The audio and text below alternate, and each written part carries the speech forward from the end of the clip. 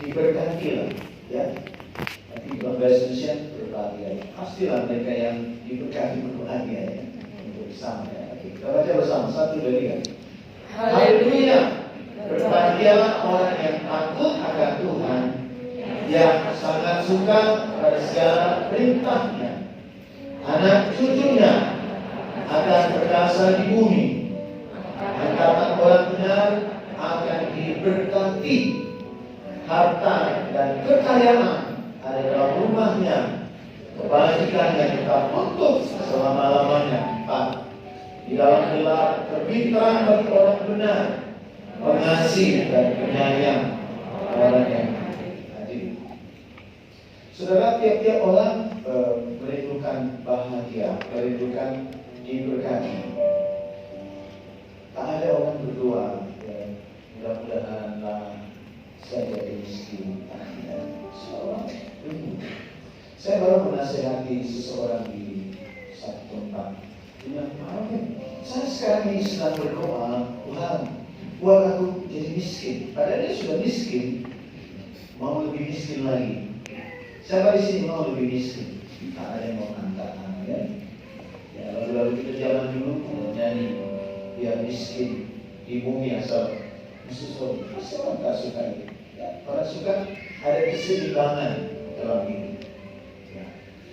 Tuhan berjanji bagaimana cara menikmati kebahagiaan. Yang pertama dasarnya adalah kita harus membangun dengan takut akan Tuhan. Katakan sama-sama takut akan Tuhan. Ada dua pemahaman pengertian mengenai takut Tuhan. Ada orang takut Tuhan karena akan ada hukuman kalau melakukan pelanggaran. Tapi yang satu lagi, takut Tuhan itu berarti mereka menghormati Tuhan, menempatkan Tuhan pada proporsi yang benar. Tuhan itu diposisikan di tempatnya yang layak. Itu namanya takut. Dia hormati Tuhan, dia agungkan Tuhan, dia muliakan Tuhan, dia sanjung Tuhan, dia elok-elokkan, dia posisikan, dia layak terima pujian, dia layak terima hormat, dia layak terima pengakuan. Ini fondasi untuk membangun sebuah kebahagiaan. Di dunia kita bisa bahagia dengan uang, tapi semakin habis nilai uang kita, kita akan kehilangan yang namanya kenikmatan kebahagiaan. Karena yang dipertontonkan oleh dunia itu kebahagiaan semu. Saya tertarik dengan orang-orang Pantekosta masa lalu. Mereka susah pun, mereka setia. Mereka tak punya apa-apa, mereka setia. Kenapa? Karena kebahagiaan yang mereka nikmati bukan karena banyaknya kekayaan yang dikumpulkan, tapi karena mereka sadar mereka milik Tuhan dan Tuhan itu jadi milik mereka. Apakah Pak Lopez sedang mengajarkan hal yang sama? Jangan cari dan jangan membangun sesuatu yang semu, tapi bangunlah kehidupan yang kekal, yang tidak tergoyahkan oleh apapun di tengah-tengah dunia ini. Setuju katakan amin. Ayo kita beri tepuk tangan buat kami. Ku tinggikan namamu Yesus, ku angkat tinggi hatimu, ku bersujud dan menyembahmu, Raja.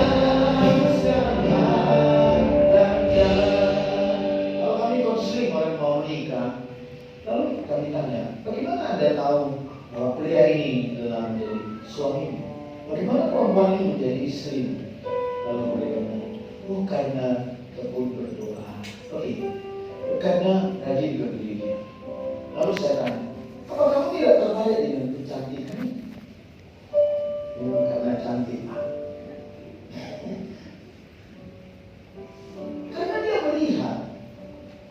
Tapi untuk memilih pasangan, jangan tertarik dengan kumisnya, jangan tertarik dengan bentuk badannya, karena bentuk badan bisa berubah.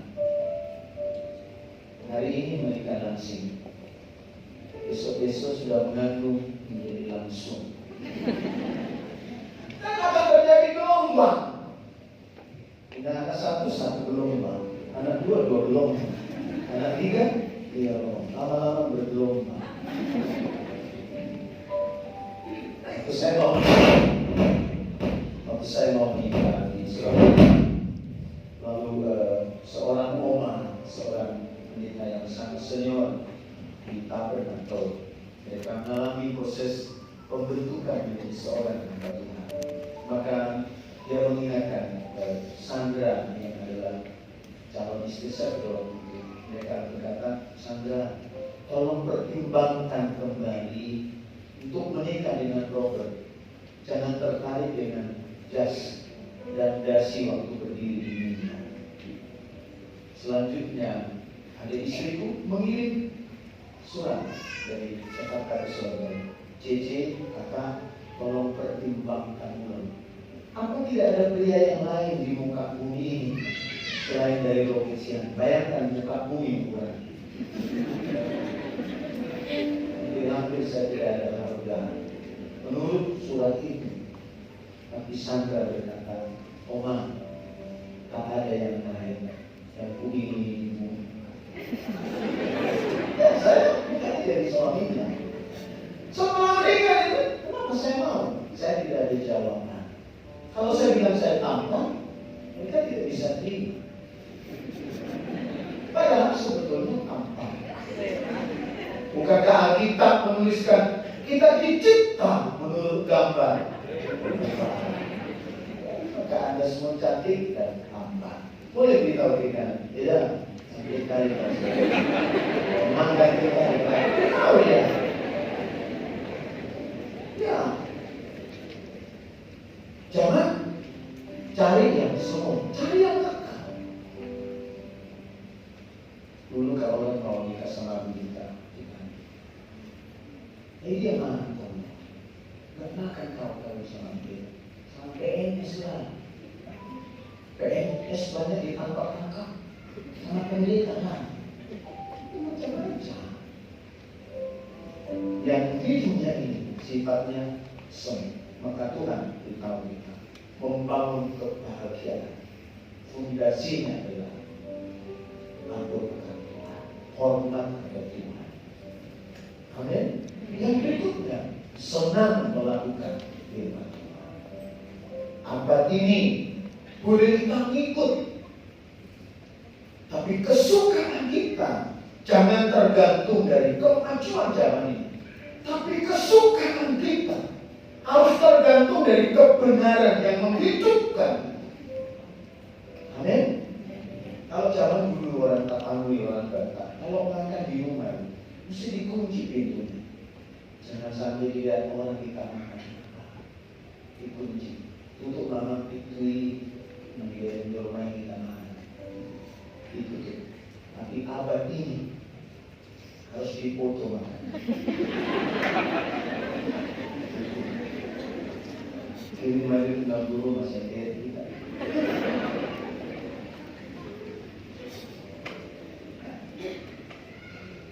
Saudara, semua bisa berubah, tapi kesenangan kita bukan tergantung zaman, tapi kesenangan kita adalah kebenaran yang menghidupkan, kebenaran yang memerdekakan, kebenaran yang memberkati, yang berasal dari surga.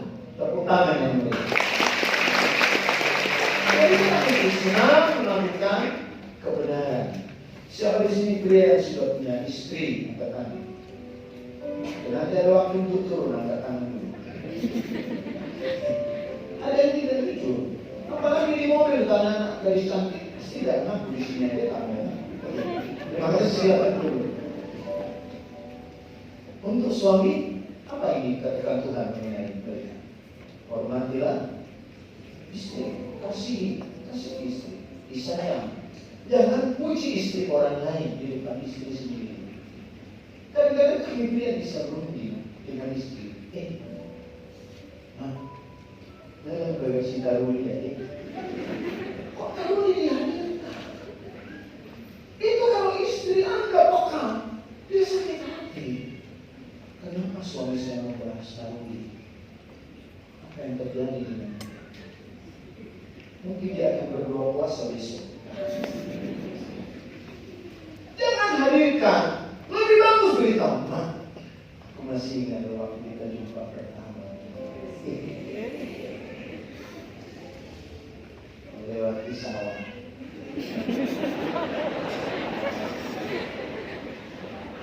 Ya, apa tulisan? Ari otori dan joro nari pasobani ima sotaru pahola dikiro maripusi langsung lagi asal